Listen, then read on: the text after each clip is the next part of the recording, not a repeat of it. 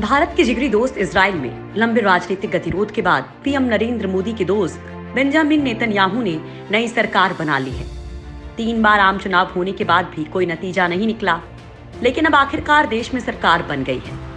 Benjamin Netanyahu नई सरकार के गठन के साथ ही इजराइल के इतिहास में सबसे लंबे वक्त तक चले राजनीतिक डेडलॉक का अंत हो गया है।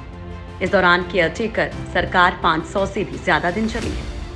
3 बार आम चुनाव हुए, लेकिन साफ नतीजे नहीं निकले। अब नेतन्याहू ने ऐलान किया है कि उन्होंने सरकार बनाने में सफलता हासिल कर ली है। भारत के लिए इजराइल की सरकार का गठन काफी अहम है, क्योंकि दोनों देशों के बीच डिफेंस, कृषि और सिंचाई जैसे क्षेत्रों में काफी अच्छे रिश्ते हैं। गठबंधन सरकार में 2021 तक रहेंगे पीएम। राष्ट्रपति रूवेन रिवलिन और blue and white party chairman Benny Gantz को लिखे खत में नेतन्याहू ने यह जानकारी दी है। गठबंधन के समझौते के मुताबिक नई सरकार में 18 महीने बाद गांट्स नेतन्याहू की जगह प्रधानमंत्री बनेंगे। इजराइल में पहले सभी सांसद नेसेट सत्र में वोट करेंगे और इसके बाद सरकार के 32 मंत्री अपने पद की शपथ लेंगे। 6 महीने बाद ये संख्या 36 हो जाएगी और इसके साथ ही ये सरकार इजराइल के इतिहास में सबसे बड़ी सरकार हो जाएगी। 14 नवंबर 2021 तक गांट्स रक्षा मंत्री के पद पर रहेंगे। विरोधी नेता को भी किया शामिल। नेतन्याहू ने इजराइल के पहले पीएम डेविड बेन गुरियन का सबसे लंबे समय तक कुर्सी पर रहने का रिकॉर्ड पिछले साल जुलाई में तोड़ दिया था। यहां तक कि अपने धुर विरोधी गांट्स को भी अपनी ओर शामिल कर लिया। नेतन्याहू के खिलाफ अभियान चलाने वाले गांट्स ने यह कहकर उनके साथ गठबंधन कर लिया कि 3 चुनावों के बाद भी साफ नतीजे नहीं आने की स्थिति में कोरोना वायरस की महामारी को देखते हुए चौथी वोटिंग कराने से बचना चाहिए। पीएम मोदी से हैं अच्छे रिश्ते।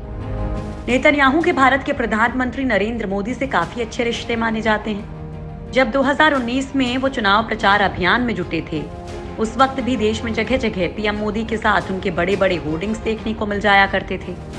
जब भारत में भारतीय जनता पार्टी की सरकार बनी, तब भी नेतन्याहू ने ट्वीट कर अपने दोस्त मोदी को बधाई दी थी। कोरोना वायरस से लड़ाई में भी इजराइल और भारत एक साथ खड़े हैं। भारत ने इजराइल को हाइड्रोक्सीक्लोरोक्वाइन भेजी, तो नेतन्याहू ने ट्वीट कर मोदी को धन्यवाद दिया था। ऐसे बने थे इजराइल के प्रधानमंत्री। बीबी नाम से मशहूर बेंजामिन का परिवार 1963 में अमेरिका चला गया था। 18 साल की उम्र में बेंजामिन इजराइल वापस आए और यहाँ 5 साल के लिए सेना ज्वाइन की।